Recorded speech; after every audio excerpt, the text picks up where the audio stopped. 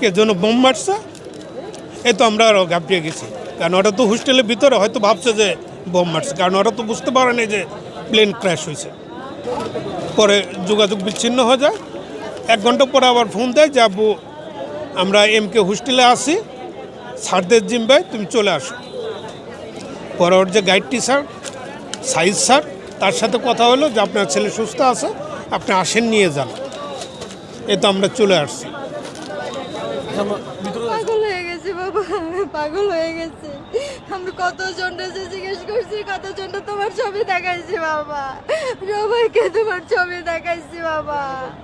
আল্লাহ আল্লাহ তুমি সবাইকে রক্ষা করো, আল্লাহ আল্লাহ তুমি রক্ষা করো, আল্লাহ সব মায়ের বুক তুমি পুরা করে দাও, আল্লাহ আল্লাহ তুমি সব মায়ের বুকটা পুরা করে শেষ আম্মু বিমান পড়ছে এতটুকু বলে আর কোনো কথা বলছে না। ক্যান্টিনে খেতে আসছিল, তা আইসা আবার একটু চলে গেছে, 2 মিনিটের ডিফারেন্স। বলে কি আজকে দোষ খাবো না, আর বান্ধবীকে বলে চল না আমরা বাসায় যাই। এটা বলতে গিয়ে হয়তো 10 হাত দূরে চলে আসছে।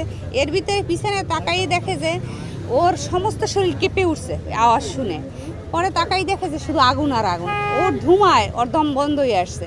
পরে ও দৌড় দিয়ে এসে কার ফোন দিয়ে জানি 1:20-এর দিকে আমাকে একটা ফোন দিছে যে আম্মু আমি শেষ, মানে আমি শেষ আম্মু বিমান পড়ছে এতটুকু বলে আর কোনো কথা বলছে না।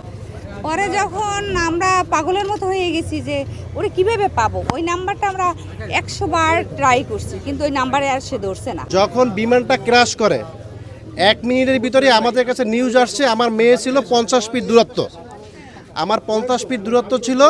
তা মেয়ের সাথে সাথে ফোন দিয়ে বলতেছে যে আম্মু সব শেষ সব শেষ, বাচ্চাগুলোকে আর বাঁচানো যাচ্ছে না।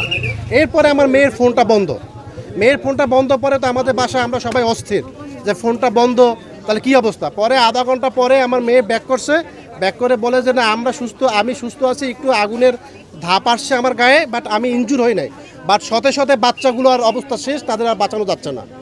এই অবস্থা বলার পর তো আমি এখানে আসছি, আমি আসে ওই একই সিনারি দেখছি এবং এখানে দেখি যে এখানে তো আর আমরা ওইভাবে অ্যাভেলেবেল ঢুকতে পারি নাই। মেয়ে দেখছে যে হঠাৎ করে একটা ভূমিকম্পের মতো আওয়াজ, মানে ও বিমানটা যখন পড়ার পরে টোটাল ভূমিকম্পের মতো একটা আওয়াজ হয়েছে। আর শুধু বাচ্চাগুলো দেখা যায় যে কোনো বাচ্চা দৌড়াইতেছে, কোনো বাচ্চা আপনারা পুড়ে গেছে, কোনো আপনারা তো সবই দেখছেন। এই সিচুয়েশন আমার মেয়েটা দেখছে। অলমোস্ট 30 মিনিট এখানে ছিল, 30 মিনিট 40 মিনিট, কারণ তারা তো ইচ্ছে করে বাইরে যেতে পারে না, তারা ওই সাইডে দাঁড়ানো ছিল। এবং আমার মেয়েটা 2 মিনিটের জন্য আল্লাহ ওকে বাঁচাইছে, কারণ ওই 2